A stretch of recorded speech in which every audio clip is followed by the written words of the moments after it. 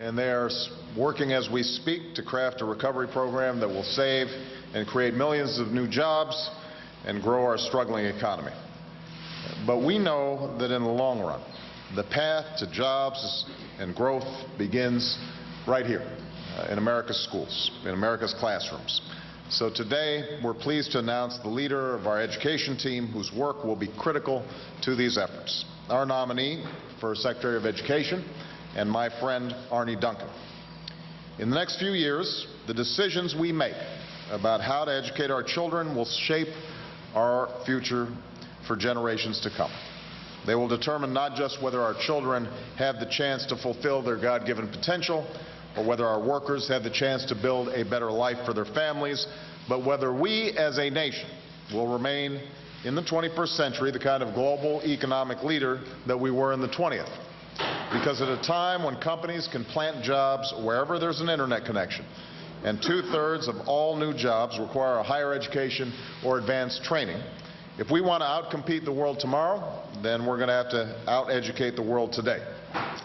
Unfortunately, when our high school dropout rate is one of the highest in the industrialized world, when 1/3 of all fourth graders can't do basic math, when more and more Americans are getting priced out of attending college, we're falling far short of that goal. For years, we've talked our education problems to death in Washington, but we failed to act, stuck in the same tired debates that have stymied our progress and left schools and parents to fend for themselves. Democrat versus Republican, vouchers versus the status quo, more money versus more reform, all along failing to acknowledge that both sides have good ideas and good intentions. We can't continue like this. It's morally unacceptable for our children and economically untenable for America. We need a new vision for the 21st century education system, one where we aren't just supporting existing schools but spurring innovation, where we're not just investing more money but demanding more reform, where parents take responsibility for their children's success, where we're recruiting, retaining, and rewarding an army of new teachers, where we hold our schools, teachers, and government accountable for results, and where we expect all our children not only to graduate high school, but to graduate from college and to get a good-paying job. These are precisely the goals to which Arne Duncan has devoted his life, from his days back in college tutoring children here in Chicago, to his work at the helm of a nonprofit remaking schools on the South Side, to his time working for the Chicago Public Schools, where he became Chief Executive Officer of this city's school system. When it comes to school reform, Arne is the most hands-on of hands-on practitioners. For Arne, school reform isn't just a theory in a book, it's the cause of his life. And the results aren't just about test scores or statistics, but about whether our children are developing the skills they need to compete with any worker in the world for any job. When faced with tough decisions, Arne doesn't blink. He's not beholden to any one ideology, and he doesn't hesitate for 1 minute to do what needs to be done. He's worked tirelessly to improve teacher quality, increasing the number of master teachers who've completed a rigorous national certification process from just 11 to just shy of 1,200, rewarding school leaders and teachers for gains in student achievement. He's championed good charter schools, even when it was controversial. He's shut down failing schools and replaced their entire staffs, even when it was unpopular. This school right here, Dodge Renaissance Academy, is a perfect example. Since this school was revamped and reopened in 2003, the number of students meeting state standards has more than tripled. In just 7 years, Arne's boosted elementary test scores here in Chicago from 38% of students meeting the standards to 67%. The dropout rate has gone down every year he's been in charge. And on the ACT, the gains of Chicago students have been twice as big as those for students in the rest of the state. So when Arne speaks to educators across America, it won't be from up in some ivory tower, but from the lessons he's learned during his years changing our schools from the bottom up. I remember a conversation we had about one of those lessons a while back. We were talking about how he'd managed to increase the number of kids taking and passing AP courses in Chicago over the last few years. And he told me that in the end, the kids weren't any smarter than they were 3 years ago. Our expectations for them were just higher. Well, I think it's time that we raised expectations for our kids all across this country and build schools that meet and exceed those expectations. As the husband and brother of educators, the Vice President-elect and I know this won't be easy. We've seen how hard Jill and Maya work every day. And we know it's going to take all of us working together. Because in the end, responsibility for our children's success doesn't start in Washington. It starts in our homes and our families. No education policy can replace a parent who makes sure a child gets to school on time or helps with homework and attends those parent-teacher conferences. No government program can turn off the TV or put away the video games and read to a child at night. We all need to be part of the solution. We all have a stake in the future of our children.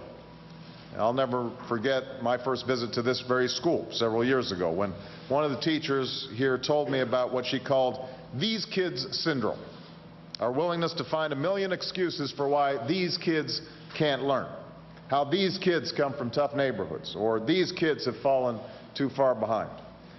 When I hear that term, it drives me nuts, the teacher told me. They're not these kids, they're our kids.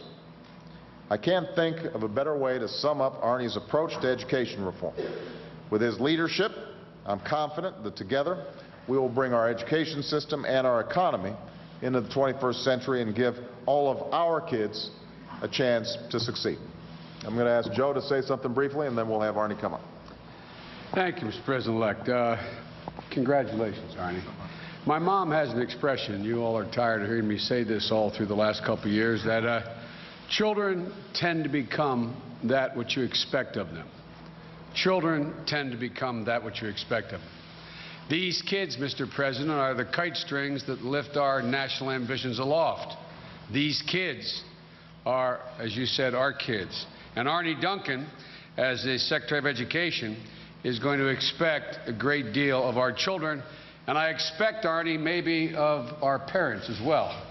And that's a really very, very good thing, because if our children are going to succeed, if our economy is going to thrive, we have to have an education system that's second to none in the world.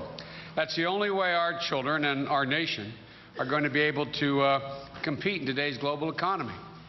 Any nation, as to paraphrase what the President-elect just said, any nation that outcompetes us, out-educates us, will outcompete us. It's that basic. And that means a stronger commitment to our high schools, our elementary schools, but also our community colleges. And it means college degrees must be within the reach of all of our children, for nothing less is good enough. But education is not just about competing, as any teacher within the walls of this school fully understands. It's about changing lives. As was referenced by the President-elect, his sister and my wife, who are educators, they understand that they need also, the very good teachers are inspirations to their children. Education systems are inspirations to children. From what I've learned from my wife, when you educate a child, you do a lot more than teach them math, grammar, or historical facts. You shine a light, you open doors, you make it possible for dreams to come true. You give a child hope, and then nothing is ever the same again for that child. And that's what Arne Duncan has done. From the time he got out of school to this very moment, he's shined a light for an awful lot of these kids. He's raised standards, he's helped kids in school, he's expected more, he's changed lives. And I can't think of anything more important for America's next Secretary of Education to do than what Arne has been doing all along. I think this is a truly great pick, and I look forward to working with Arne, and congratulations.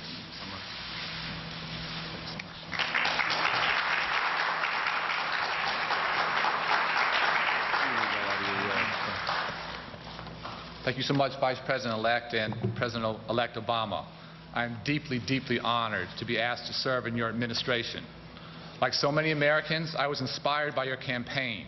I'm even more inspired by the team of people you are building to help bring much-needed change to our country.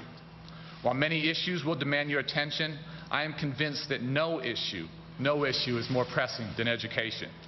Whether it's fighting poverty, strengthening our economy, or promoting opportunity, education is the common thread. It is the civil rights issue of our generation, and it is the one sure path to a more equal, fair, and just society. Education has been my life's work, starting on the south side of Chicago, where I grew up along with my sister and brother as a part of my mother's inner-city after-school tutoring program. Her remarkable courage and dedication has been a constant source of inspiration to me. It continued throughout high school, college, and much of my professional life, including in Australia, where I worked with underprivileged young people when I wasn't playing basketball. I am grateful that you have recognized all the hard work our team here in Chicago has done to turn around struggling schools and create new learning options and opportunities across this city. I absolutely did not do this alone, and I am confident that the progress will continue.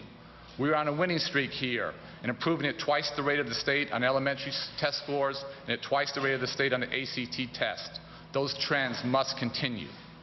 I am also eager to apply some of the lessons we have learned here in Chicago to help school districts all across our country. We have worked with a tremendous sense of urgency because we can't wait. Our children have just one chance to get a quality education, and they need and deserve the absolute best. While there are no simple answers, I know from experience that when you focus on basics like reading and math, and when you embrace innovative new approaches, and when you create a professional climate to attract great teachers, you can create great schools. We are producing more nationally board-certified teachers than any other big city school system in the country. And in this work, talent matters tremendously. We must continue to attract and support the best and brightest teachers who are committed to making a difference in the lives of our children. I just want to take a moment to thank a few people who made it possible for me to be here today, starting with Mayor Daley. He had the confidence in me 7 years ago when he asked me to take my current job, and he has always supported me when we made tough decisions, like the one to close and reopen this school right here. I want to thank our mutual friend, John Rogers, who has been a mentor and friend to me since I was 10 years old. He gave my sister and I the opportunity to start a great school on the south side of Chicago, and that has become a model for success in urban education. I want to thank my children, Claire and Ryan, and my wife, Karen, for all the tremendous support she has provided me during this job. And I want to thank her in advance for what I expect will be an even more demanding job in the years ahead. And finally, I want to thank all the people of Chicago who helped make us a national model for reform, starting with my partner, Barbara Watkins, and our board president, Rufus Williams. I know how important teamwork is, and it takes a lot of teamwork to succeed in education. I am deeply, deeply grateful to be a part of the Obama team, and together we have a chance to do something extraordinary for our nation's children. Thank you. Excellent.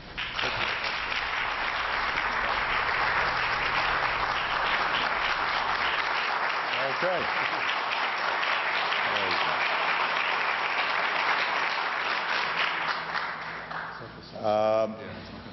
I just want to dispel one rumor before I take questions. I did not select Arne because he's one of the best basketball players I know. Although I will say that I think we are putting together the best basketball playing cabinet in American history, and I think that is worth noting.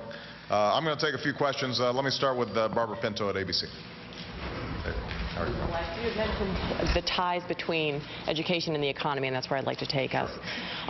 The Federal Reserve is expected to lower the Fed funds rate today to 50 basis points. It's one of the lowest rates in history. I'm just wondering, how confident are you in Ben Bernanke's decision? And with that decision, are we running out of options to jumpstart the economy? Right. Well, I don't think it's good policy for the president or a president-elect to second-guess the Fed, which is an independent body. But let me just make an observation that we are running out of the traditional ammunition that's used in a recession, which is to lower interest rates. They're getting to be about as low as they can go. And although the Fed is still going to have more tools available to it, it is critical that the other branches of government step up. And that's why the economic recovery plan is so absolutely critical. And my economic team, which I'm going to be meeting with today, is helping to shape what is going to be a bold agenda to create 2.5 million new jobs, to start helping states and local governments with shovel-ready projects, rebuilding our roads, our bridges, making sure that schools like this one are energy efficient, putting people back to work, getting businesses to start seeing some increase in demand so that we can get, instead of a downward spiral, start getting on an upward spiral. And I'm confident that we can accomplish that if we've got Democrats and Republicans, federal, state, local governments all working together. But look, we are going through the toughest time economically since the Great Depression, and it's going to be tough, and we're going to have to work through a lot of these difficulties, these structural difficulties that built up over many decades. Some of it having to do with the financial industry and the huge amounts of leverage, the huge amounts of debt that were taken on, the speculation and the risk that was occurring, the lack of financial regulation. Some of it having to do with our housing market, stabilizing that. It's going to be, I think, critical for us to look at some of the long-term issues that I talked about during the campaign, healthcare and energy. And finally, education is going to play a critical role in this. What the Fed does or what our administration does in terms of short-term emergency action is obviously going to be important to people's everyday lives. But if we pursue the kind of strategy that Arne Duncan's pursued and I want to see our administration pursue, which is making no excuses and expecting high achievement from every child, if we can get young people focused on education, if we can change our culture so that we are once again valuing intellectual achievement, and if we are willing to all pull together around making our schools better, that's going to be the single biggest determinant in terms of how our economy does long term. Okay? John McCormick. Thank you, Mr. President-elect. First of all, given the situation here in Illinois, do you favor or oppose a special election to fill your vacant seat? And secondly, you told us at your first press conference after the election that you were going to take a very hands-off approach to filling that spot. Over the weekend, the Tribune reported that Rahm Emanuel, your incoming chief of staff, had presented a list of potential names that... John, let me just cut you off, because I don't want you to waste your question. As I indicated yesterday, we've done a full review of this. The facts are going to be released next week. It would be inappropriate for me to comment because, for example, the story that you just talked about in your own paper, I haven't confirmed that it was accurate, and I don't want to get into the details at this point. So do you have another question? There's no conflict between what you said, your hands-off approach, and the possibility that aides could present some names? John, I said the U.S. Attorney's Office specifically asked us not to release this until next week. What about on the special election, the concept of that, given the kind of the chaos here in Illinois? I've said that I don't think the governor can serve effectively in his office. I'm going to let the state legislature make a determination in terms of how they want to proceed. You or Duncan have a better jump shot? Duncan, much better. That one's an easy one. All right. Marianne Ahern. The Chicago Public Schools, despite all of their achievements, there has still been many who believe they could do much better. Mm-hmm. Families wrestle with where to go to school. You yourself have sent your daughters to private schools. What kind of commitment can you make for resources now as president for the public school system? Do you agree with Arne Duncan's proposal of cash incentives, giving kids who receive A's and B's perhaps $100? And what did the mayor say when you told him that you were taking Arne Duncan away from Chicago? I don't get to ask often. I had to get them all in. I understand. Well, first of all, I think Arne, Joe, myself all agree that the Chicago public schools aren't as good as they need to be, and that the vast majority of schools that are underperforming can do better. That's our job. To raise expectations for parents, for students, for teachers, for principals, for school administrators. And that's what Arne has consistently done. What I've been so impressed with is the dedication that he has shown in continuous, steady improvement. And that's what we're looking for. Look, we're not going to transform every school overnight. And there's some school systems, not just big city school systems, there are rural schools and suburban schools that just aren't up to snuff. But what we can expect is that each and every day we are thinking of new innovative ways to make the schools better. That's what Arne's done. That's going to be his job. That's going to be his task. And one of the things that Arne and I share, I think, is a deep pragmatism in terms of how we go about this. If pay for performance works, and we can work with teachers so they don't feel like it's being imposed on them, but instead they've got an option for different compensation mechanisms in order for us to encourage high performance, then that's something that we should explore. If charter schools work, let's try that. Let's not be clouded by ideology when it comes to figuring out what helps our kids.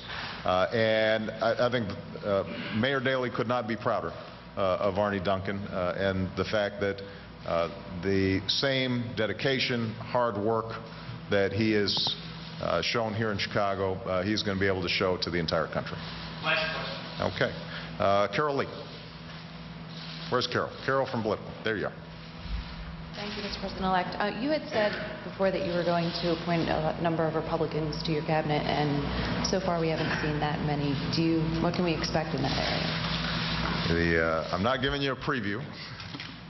We've got some more appointments to make, and I think that when you look at our entire White House staff and cabinet and our various appointments, I think people will feel that we followed through on our commitment to make sure that this is not only a administration that is diverse ethnically, but it's also diverse politically, and it's diverse in terms of people's life experience. Arne's somebody who has really been working on the ground, for example. He's not a creature of Washington. That's not where he cut his teeth. He cut his teeth working with kids individually, working in schools like this. We have other people, obviously, who have Washington experience, and I think that blend is going to make us extraordinarily effective on not just our education agenda, but our broader agenda to help American families live out the American dream. Okay? Thank you, guys. Thanks.